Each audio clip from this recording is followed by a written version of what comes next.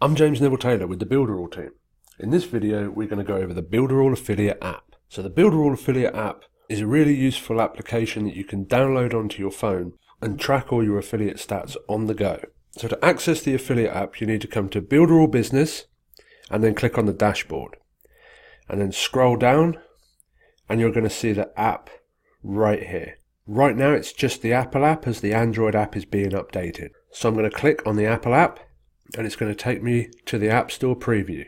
So here we have a preview of the app. So you can see how much commissions you've got available, requested and paid, and how much you've earned in the last 30 days. You can also see detailed stats about how much you've earned each day, each 7 days, and in all the different currencies. You can also see how many clicks you've got and how many clicks and sign-ups you've got on all the different funnels that you're promoting.